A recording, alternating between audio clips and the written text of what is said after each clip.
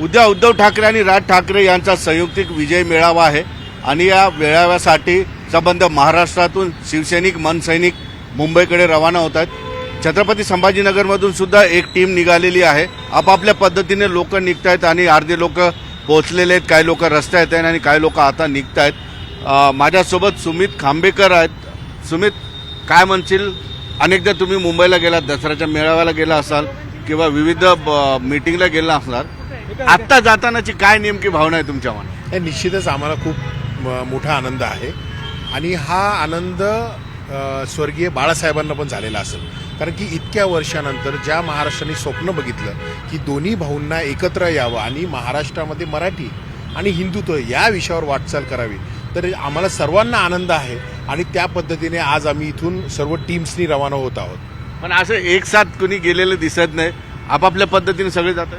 नाही, काय आहे, आज आम्ही क्रांती चौक हा स्पॉट केला, या ठिकाणी सगळ्या गाड्या आमच्या जमतील आणि प्रत्येक पदाधिकाऱ्यांना काही 15-20 जणांची व्यवस्था करायला सांगितलेली आहे, जेणेकरून पदाधिकाऱ्यांना पण कुठली अडचण येऊ नये, त्या पद्धतीने आम्ही सगळे निघत आहोत।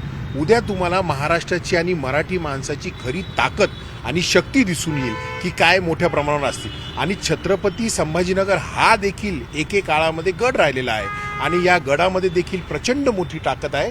उद्या तुम्हाला या महाराष्ट्रामधलं राजकारण निश्चितच बदललेले दिसेल। इथे या ठिकाणी पोस्टर दिसतंय, Marathi plus Hindutva equal to Thackeray, काय याचा अर्थ नाही? बघा, एक लक्षात घ्या तुम्ही, मराठी हा विषय जर सर्वप्रथम कोणी उचललेला असेल तर माननीय राजसाहेब, अगदी पराभव असो जय असो, तो पहिल्या दिवसापासून राजसाहेब मराठीच्या विषयावर कॉम्प्रोमाइज करत नाही, ते मराठीचा मुद्दा आहे। आणि हिंदुत्व ह्या महाराष्ट्रामध्ये शिवसेनेची स्थापना असो, मनसेची स्थापना असो, याचा बेस हिंदुत्व आहे, म्हणजे मराठी आणि हिंदुत्व याचा बेस इक्वल टू ठाकरे हाच आहे। त्याच्यामुळे त्याच मार्गाने आम्ही वाटचाल करणार आहोत आणि ताकदीने उभे राहणार आहोत। काय भावना आहे? मुळात भावना हीच आहे आणि ते पोस्टरचं तुम्ही विचारताय मराठी प्लस हिंदुत्व, यातनं आम्हाला एकच मेसेज द्यायचा आहे की आमचं हिंदुत्व हे बाळासाहेब ठाकरेंपासून आहे नाही आणि हिंदुत्व ही फक्त कोणा एका पक्षाची मक्तेदारी नाही आहे, हेही आम्हाला यातनं दाखवायचं आहे। बाकी भावना हीच आहे की बाळासाहेब असते आज तर ते नक्कीच खुश झाले असते आणि जनमानसाची मनातली ही इच्छा आहे की राजसाहेब आणि उद्धव साहेब एकत्र यावेत, तर ते उद्या येत आहे, बाकी उद्या कळेलच निश्चितपणे।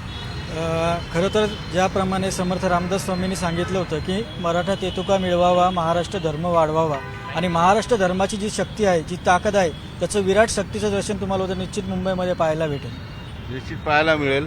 काय म्हणाल दादा, एकंदरीतच चेहऱ्यावर थोडासा वेगळा आनंद दिसतोय मला सगळ्यांच्या?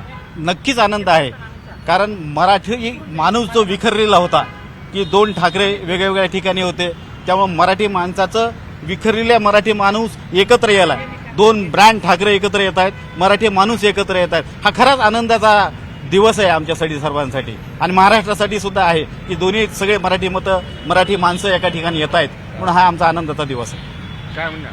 आतापर्यंत तमाम मराठी जनतेचं जे स्वप्न होतं की राजसाहेबांनी उद्धवसाहेब एकत्र यावं आणि महाराष्ट्रासाठी कोणीतरी मराठीसाठी एक मोठे खंबीरपणे कोणतरी नेतृत्व करावं, तर उद्या हे स्वप्न महाराष्ट्राचं पूर्ण होत आहे आणि त्याची पूर्ण महाराष्ट्र उद्याची वाट पाहत आहे। त्यातच आम्ही जे तरुण आहोत ती सुद्धा आम्ही उद्याच्या मेळाव्याची वाट पाहत आहोत। बाळासाहेबांची आठवण आज सगळेच काढतात, काय नेमकं काय? नाही, निश्चितच काय आहे की बाळासाहेबांनी या महाराष्ट्रामध्ये पाया रचला होता। आज मुंबईमधला मराठी माणूस असो किंवा संबंध महाराष्ट्रामध्ये असलेले हिंदुत्ववादी लोक असो, बाळासाहेबांनी जी गोष्ट सांगितली त्याच्यावर आम्ही वाटचाल करत आहोत। कुठेतरी ह्या गोष्टी विखुरल्यासारख्या आम्हाला दिसत होते आणि त्याच्यामुळे बाळासाहेबांनी जो पाया दिला त्याच्यावर वाटचाल करण्याचं, त्याच्यावर इमारत बांधण्याचं काम आम्ही करतोय। मध्यंतरी काही अडचणी निर्माण झाल्यात, आमच्या वाट्याला पराभव आलेत, परंतु कुठेही खचून न जाता आज आम्ही ताकदीने उभे राहत आहोत आणि निश्चितच मी तुम्हाला सांगतो, उद्याचा दिवस महाराष्ट्राच्या राजकारणामध्ये बदललेला महाराष्ट्रासाठी हा दिवस उजडलेला असेल। एक जाता जाता प्रश्न विचारतो, तुम्ही गेल्या अनेक वर्षांपासून संभाजीनगरमध्ये राजकारण करता, उद्याच्या दिवसानंतर छत्रपती संभाजीनगरचं कसं राजकारण? तर निश्चितच हे बघा, उद्या माननीय राजसाहेब ठाकरे जो आदेश देतील तो आमच्यासाठी अगदी अंतिम असतो, तो नेहमी असतो, परंतु मला असं वाटतं की उद्याच्या दिवसानंतर जे राजसाहेबांचं भाषण आहे त्याची सर्वांना उत्सुकता आहे, जे उद्धव साहेबांचं भाषण आहे त्याची उत्सुकता आहे आणि दोघेही एवढ्या वर्षानंतर एक स्टेज शेअर करताय, तीही महत्वाची गोष्ट आहे। त्याच्यामुळे महाराष्ट्राचं राजकारण बदलेल आणि इथल्या मनामध्ये, मराठी माणसांच्या मनामध्ये ही भावना आहेच ना। आज तुम्ही कुठलाही मीडिया बघा, कुठेही लोकांना जाऊन विचारा, तुम्ही सगळेजण एकच गोष्ट बोलतात की दोन्ही ठाकरेंनी एकत्र आले पाहिजे। ठाकरेंबद्दलचा विश्वास आहे लोकांना, राज ठाकरे असो, उद्धव साहेब असो, साहेबांबद्दलचा, राजसाहेबांबद्दलचा एक विश्वास आहे लोकांना की जे काही हित आहे महाराष्ट्राचं ते राजसाहेब घेऊ शकता. त्याच्यामुळे उद्या बदललेला महाराष्ट्र निश्चितच तुम्हाला दिसू देईल. निश्चितपणे राज ठाकरे उद्धव ठाकरे एकत्रित येणार का ते येत आहेत. एका स्टेजवर कधी दिसले नाही ते एका स्टेजवर दिसत आहेत. दोघांचे भाषण एका स्टेजवर होणार आहे तर ते उद्या होणार आहेत. निश्चितपणे यामुळं मराठी आणि हिंदुत्वावर प्रेम करणाऱ्या महाराष्ट्राच्या माणसाला एक वेगळी अपेक्षा आणि आशा निर्माण झालेली आहे. बघूया आता उद्याच्या दिवसानंतर नेमकं महाराष्ट्रात काय घडतं. सुधीर जाधवसह सिद्धार्थ गोदाम, न्यूज 18 लोकमत, छत्रपती संभाजीनगर.